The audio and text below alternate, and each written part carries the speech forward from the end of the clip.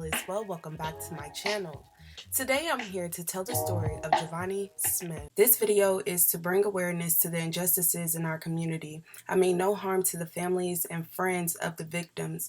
All information included is public knowledge. The information included was gathered by local news outlets. G0NE, who her friends called her Joe, was a sophomore at Bear Creek High School, where she excelled in softball, track, and basketball. She was a force to be reckoned with in all of her sports, but will always be remembered for her explosive speed on and off the field. Her friends and family say she loved to dance, laugh, and act like any normal goofy 15-year-old.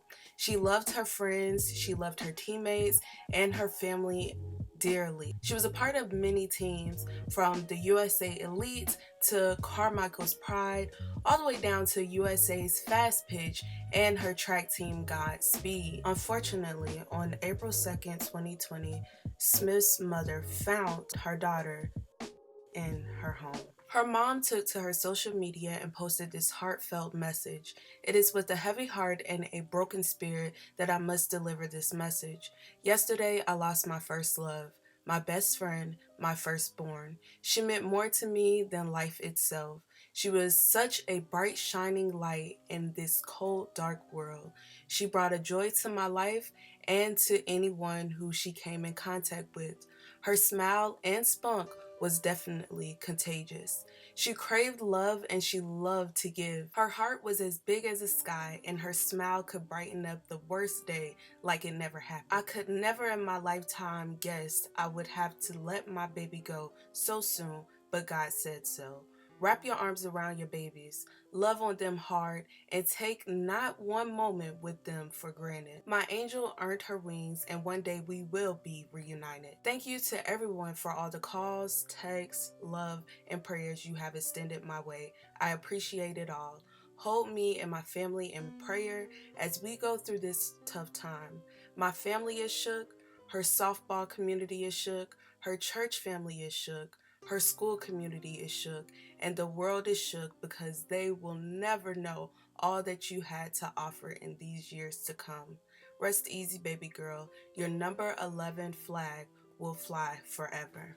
Danielle Hunt, her mother, believed that her daughter struggled with being confined at home because of the social distancing guidelines. Like, how do you explain a girl like her, as soon as, if you met her one time, like, she made an impact in your life? Ms. Hunt also says she didn't see any signs leading up to the incident. Did you see if she was depressed?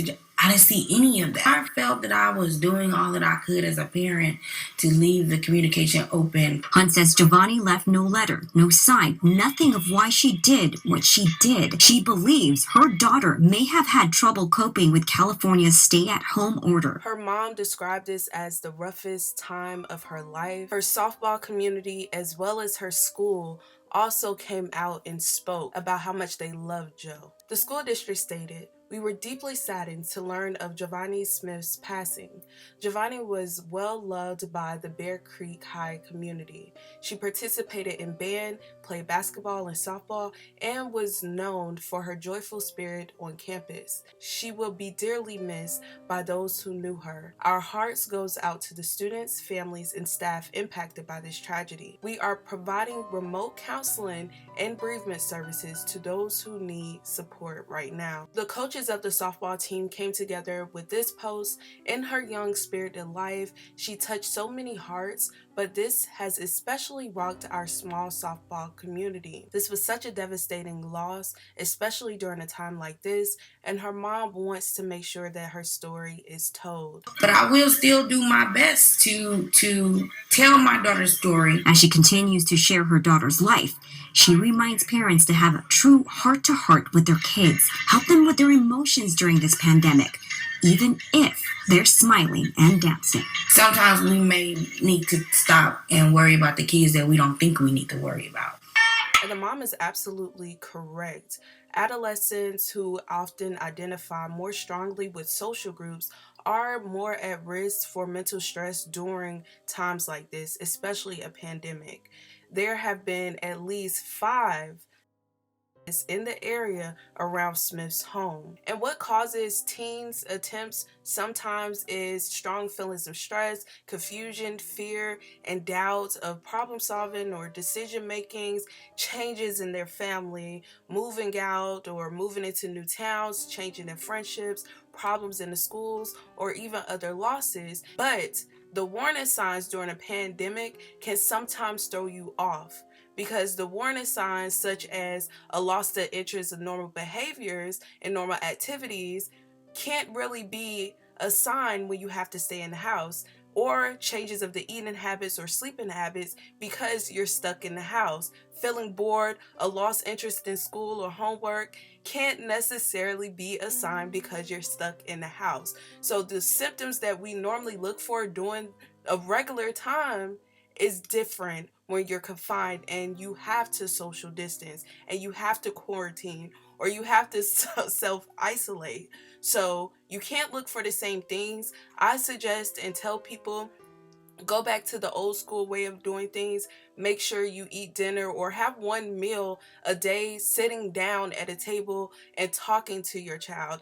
Ask them how their day was, how's it going, help them with their homework. Just ask leading questions or open-ended questions to make sure that you're aware of what's going on. If you see there's some type of withdrawal with friends or family members that the child is really close to, that's something to look at as well. Or acting out behaviors. But I promise you guys, neglecting one's appearance, everyone is doing that right now.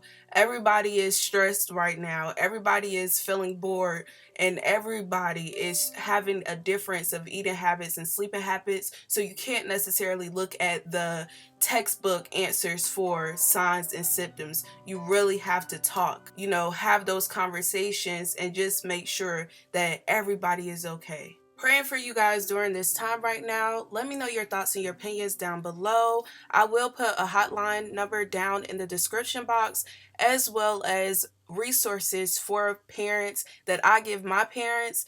Thank you guys so much for watching. Love you. Bye.